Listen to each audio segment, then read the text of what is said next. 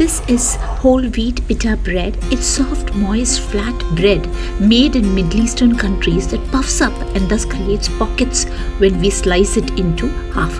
We can stuff these pockets with fillings of your choice to make pita sandwich.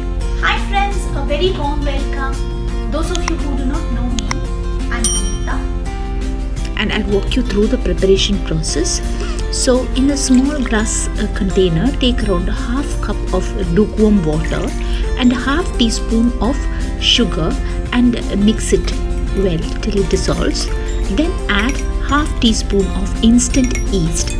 Now this is instant yeast. We can directly mix with flour, but if you are using active dry yeast, we have to activate with lukewarm water like this and cover and keep for around 5 minutes until it becomes frothy like this.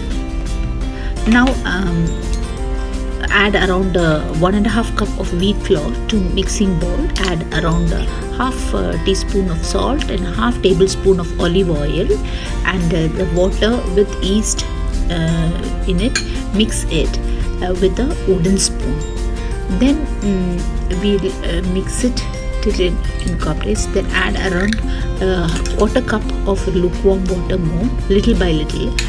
The quantity of water that calls for this recipe is 3/4 cup of water. However, it depends on the quality of the flour. So just add little and keep mixing so that you may not add more of water. Now I have used up the 3/4 cup water completely, and this is how it looks. See, so this is how it should look. Now once it is at this stage, we can start mixing with hands. So we'll start mixing. Now initially you'll find the dough is sticky, but continue to knead and you'll see that the extra water will be absorbed by the flour and the stickiness will go away. If the dough looks very sticky even after kneading well, then add around whole wheat flour 1 to 2 tablespoons and knead till you form smooth dough like this. Knead to form smooth dough, and then it should be tacky like this, that is sticky like this. This is how we knead it. Now we will just apply a little bit of oil on this and on the bowl, and then set it aside for 1 to 2 hours until the dough has doubled in volume and size.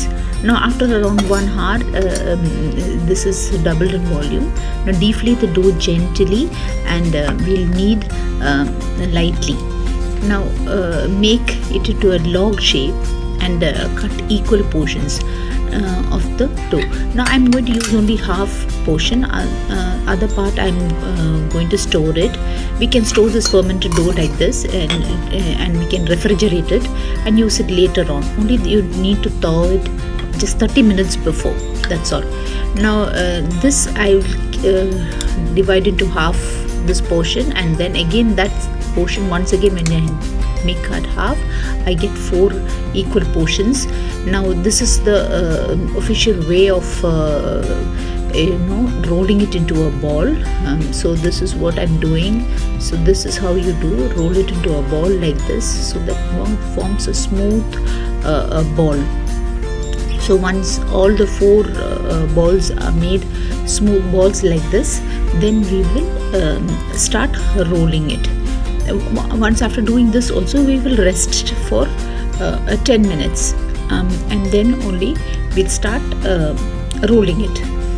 Now all of this, see, what I'm looking for is making it smooth ball, and we'll roll it with a rolling pin, and we need dry the flour for just sprinkling it so that it doesn't stick. So I've start rolling it. Cover it and keep. That is very important, so that it will not dry up. So that is very important step. Each stage you should cover it and keep. Now this is the flour that I've taken to just sprinkle, and we'll start rolling it. Now while rolling it into shape, just flatten it, the ball, you just flatten it like this and just start rolling it. Just 5 to 6 inch in diameter, that's all we want. It should be even, only then it will raise up.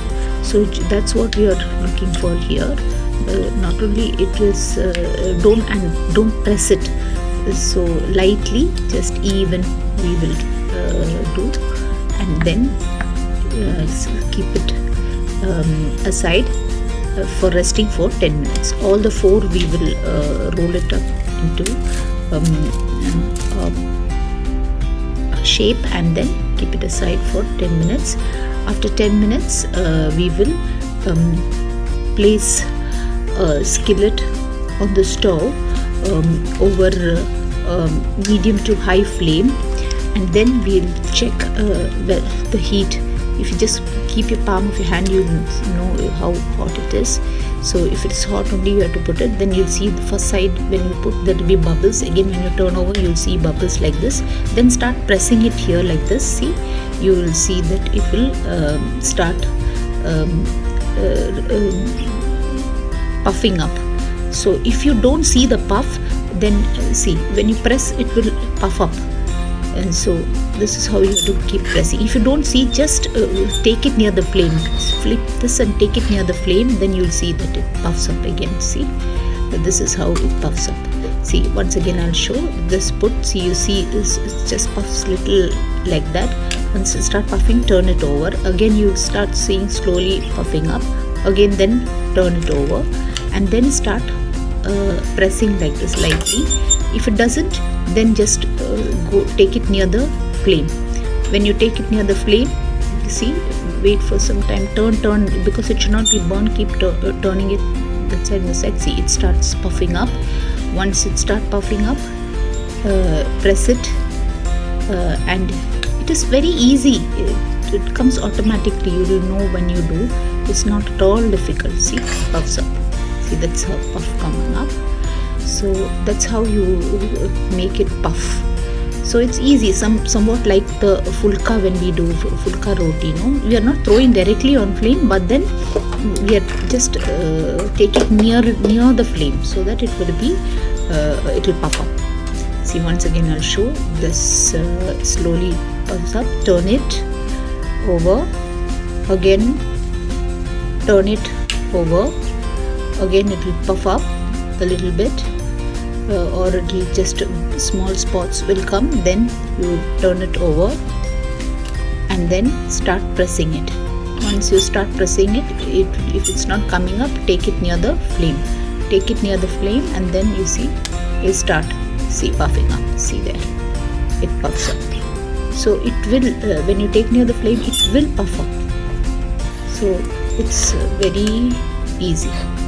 So like that, you after each one, you just have to put it in a basket with a cloth, so that it will stay like that soft, and also it won't dry up. So this can be enjoyed with